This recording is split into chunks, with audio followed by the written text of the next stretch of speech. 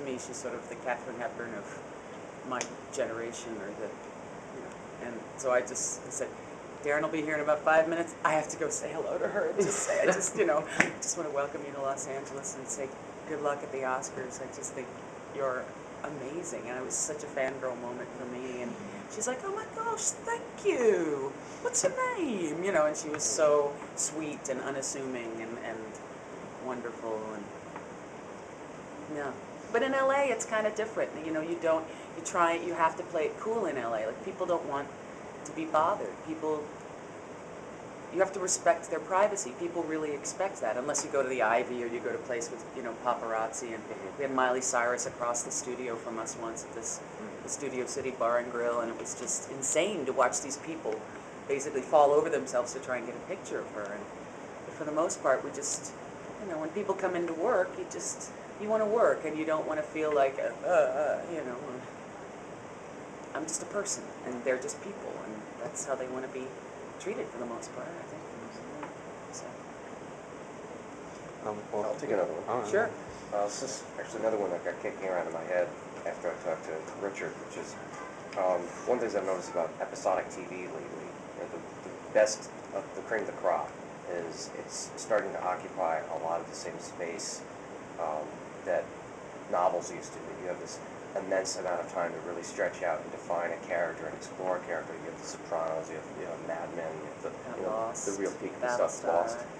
And I saw a lot of this going on in Ghost in the Shell way before you even mentioned how you were able to dive into this sort of thing a little more aggressively in the show versus the movie. And so when you mentioned that on Monday, I said, yeah, that makes complete sense.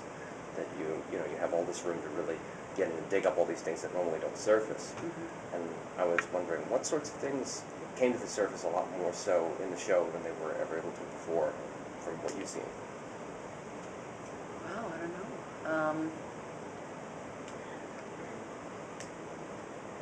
You mean from the movie, from the first movie? Yeah, or? Just from the way the character was originally incarnated, so to speak. Well, I think she was much more of an enigma in the first one. I mean, right. She was, and I think she had a lot less, or at least she was played with a lot less attachment, of an attachment to humanity and the world around. Much more sort of tunnel visioned focus, sort of an experiment. I think she was more, more of the machine than she was the person.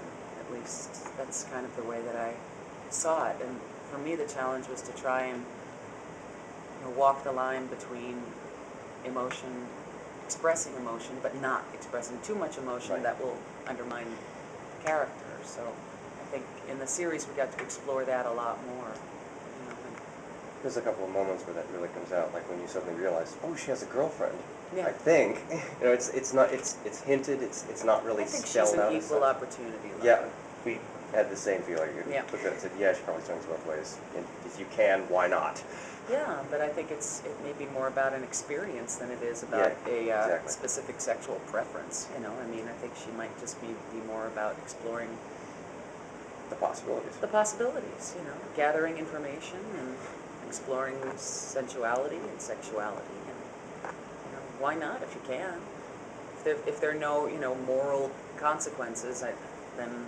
Well, it's not as if she's unaware of them, because think about what happens in the second season when that kid goes up there and says, "Is it possible to have sex with an android?" And she just doesn't want to find out, which is probably my all-time favorite line in the whole show at this point. Yeah, I mean, it's.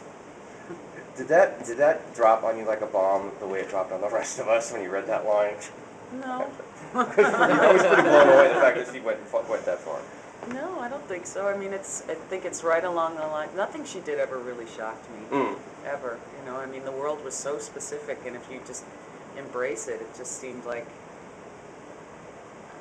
I don't know, I was so into her and into the character that nothing ever shocked me, what she did, because I always saw it as her exploring experiences, and maybe this kid wants to as well, I mean, I think maybe she also said it for a little bit of shock value, not that I'm sure she wouldn't have taken him up on it if he said yes. You had a running bet about that. Yeah, but I think that level of morality she was never a part of that world of morality, there was never that sense. She was always been on her own strata. Yeah, yeah, who knows, maybe Michael Jackson was that way too, and he never understood that level. To him it was just an experience, and it wasn't ever meant to be anything sexual or weird or anything. Right. It was just, I don't know. Now you've been on basically a lot of different. You've worn a lot of different hats involving anime, ADR stuff. If you had to direct yourself, do you direct yourself differently than you direct other people? Well, it's weird. It's like I have to still stay in the moment to try and get an actual performance, but then you also have to have the objective eye, so it's just like I just try and stay in the moment and blah, and then, all right, play it back, let's have a listen, and see whether or not, because even my voice sounds very different, and if you're in the moment, then you shouldn't really have that outer, the third eye critique of what you're actually doing, so it's kind of a weird experience. That's why I try not to do too many huge roles, even though I'd love to, but it's not a good idea for me. So it's hard to switch channels like that quickly? Sort of, now I'm doing it, now listening, Sometimes, for some reason, like I played Tsunade in a lot of the Naruto games, and that was really fun. For some reason because I'd been directing Debbie May for so long, that I sort of felt a real, I was playing, I tried to do her performance basically, so that was fun. And because there was no sync to that, I felt like I was really acting. It was more like a prelay, so it was, but for the most part, I try not to do it too much, because it's hard to keep an objective eye sometimes, I'll take one, or maybe you want to do that in the front. Oh, yeah. Go ahead. It's been a while, but if I recall correctly, you voiced Ishira in Vandread. Yes. I was curious how you felt about that. Like, how gradually she sort of, you see that she does have some character depth, but how you felt playing that sort of, she's sort of the stereotypical blonde, large-breasted bimbo for a lot of it, as in contrast to more complex characters like the Major. It's fun to not have to think sometimes. Yeah. Are you kidding? It's great. It's not something I get to do all the time. Usually the big blonde bimbos have much higher voices and are a bit more rapid sounding, and so to get in there and play something like that was great. It was a lot of fun. The more I can stretch myself as an actor, the better, I think. It was great fun to play. I really enjoyed her a lot. It sounded like it. Thanks. We had a good time. Okay, my question was, as you may know, in Japan, production IG actually released, or talked about a year ago, re-released the first Ghost in the Shell, and we were wondering if you knew about it, and also, do you know if there's going to be a redub for the movie? You mean they're going to re-release it theatrically, or a special edition, or? It's basically a special edition remix. And plus they'll have more CGI. They're reanimating the original film. Like when they redid Star Wars. Yeah. I haven't heard of that. I haven't heard about it. I hope. I mean, if they reanimated stuff to the point that they need to basically redo the dub, then I hope we get it. I hope we get it. That would be great. I loved the whole Puppet Master storyline. I thought that was really terrific. And Tom Weiner, who played that character, is just one of my favorite voiceover actors. He's amazing. And, that would be terrific if we could do it again. Absolutely. I would love to. Plus, that would be a new experience for me because I didn't do the first one. So. And of course, a lot of the fans really consider you to be the true voice of multiple. So. Oh, that's nice. Thanks. I think it's because I did it more. Oh, absolutely. That's all.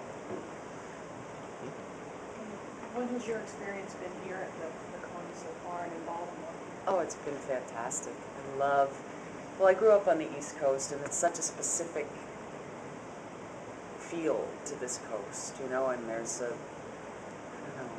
there's history here, and there's a sense of coming home whenever I come back to this coast, even though I grew up in New Jersey, but, we were out having dinner last night at the Irish pub and just looking out at the harbor, and there was music outside, and it's just a real sense of celebration and community here, and it's not that we don't have that in LA, but it's more, partitioned out, It's wonderful. The fans are just amazing, and they know more about my career than I do, which is, and I'm sure you guys do as well, because